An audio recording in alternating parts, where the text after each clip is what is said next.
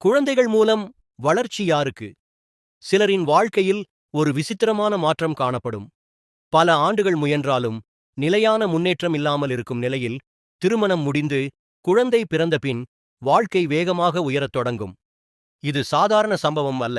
ஜோதிட ரீதியாக இது ஒரு ஆழமான யோகத்தின் வெளிப்பாடு. 5ஆம் பாவம் என்பது புத்திரஸ்தானம் மட்டுமல்ல, அது பூர்வ புண்ணியம், புத்திசாலித்தனம், படைப்பாற்றல் மற்றும் எதிர்கால விதை ஆகியவற்றின் அடையாளம். அந்த 5ஆம் அதிபதிக்கு 11ஆம் அதிபதியுடன் தொடர்பு ஏற்படும்போது அது இணைவு, பார்வை, பரிமாற்றம் அல்லது நல்ல தொடர்பாக இருந்தாலும் அது லாபஸ்தானத்துடன் புத்திரஸ்தானத்தின் இணைப்பை குறிக்கும். இதனால் குழந்தைகள் மட்டுமல்ல, குழந்தைகள் மூலம் வருமானம், வாய்ப்புகள் மற்றும் சமூக உயர்வு கூட அதிகரிக்க வாய்ப்பு உள்ளது.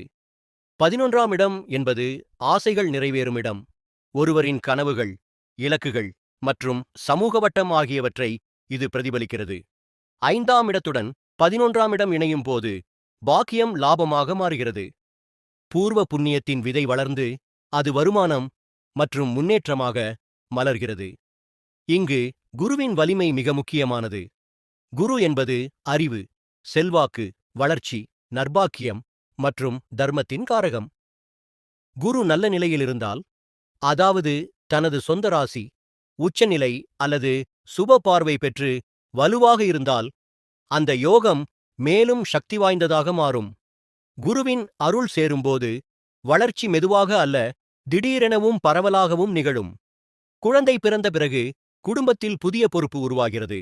அந்த பொறுப்பு மனிதனை ஒழுங்கு, திட்டமிடல் மற்றும் நிலைத்த முயற்சி நோக்கி நகர்த்துகிறது.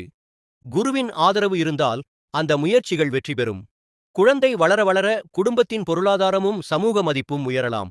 இதனால் குழந்தைகள் மூலம் வளர்ச்சி என்பது உணர்வு பூர்வமான அனுபவமாக மட்டுமல்ல, ஜாதக அமைப்பின் பலனாகவும் பார்க்கப்படுகிறது. இந்த அமைப்பு இருந்தால் குழந்தைகள் வாழ்க்கையில் ஒளி போன்றவர்கள் ஆகிறார்கள். அவர்கள் பிறப்பு ஒரு புதிய திசையை திறக்கிறது.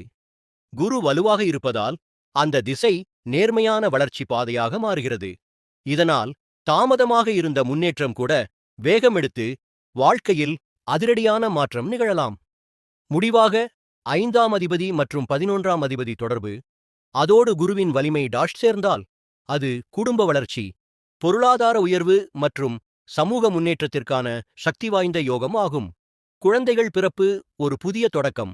குருவின் அருளால் அது வாழ்க்கையின் உயர்வாக மாறுகிறது.